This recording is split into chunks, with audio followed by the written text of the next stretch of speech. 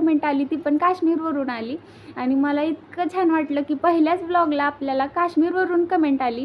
म्हणजे 4 वाजता तो जो व्हिडिओ होता माझा पहिला व्लॉग तो पूर्ण झाला आणि मग हे म्हणले हां बरं जाऊ दे आता, आला आवाज घाबरत घाबरत, पण म्हणजे इतक्या वेळा मी बोलले तरी हे बोलले जाऊ दे आता, घाबरत घाबरत आवाज आला पण छान आला आहे. मग ह्यांनी माझा फोटो काढला, थंबनेल बनवलं आणि 5:15 वाजता आम्ही पहिला ब्लॉग अपलोड केला.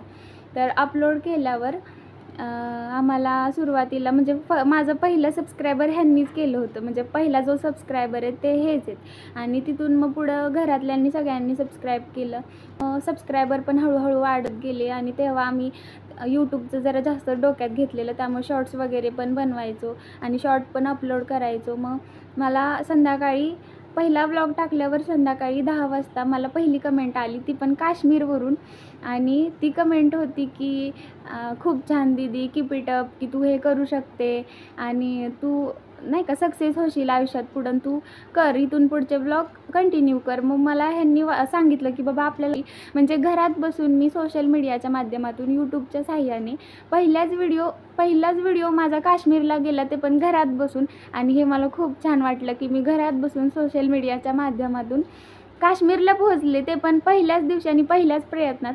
तर हे खूप म्हणजे खूप माझं अंगावर आता काटा येतो मी सांगते, पण हे माझं तेव्हाचा इतका आनंद मोठा होता. आणि ह्यांचासुद्धा त्या व्हिडिओने आणि म्हणजे त्या कमेंटने मला इतकं प्रोत्साहन दिलं आणि माझ्यात एक धाडस निर्माण केलं की हां तू करू शकते. आणि तिथून पुढचे मग मी व्लॉग बनवायला लागले. तर ते व्लॉग पण बनवताना सबस्क्रायबर माझे वाढत गेले. खूप छान, सुरुवातीला खूप प्रतिसाद भेटला मला.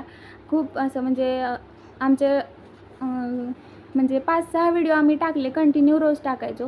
तेव्हा प्रत्येक व्हिडिओला स्टार्टिंगलाच माझे 1K 2K असे व्ह्यूज जात होते. तर सर्वांनी खूप छान प्रतिसाद दिला.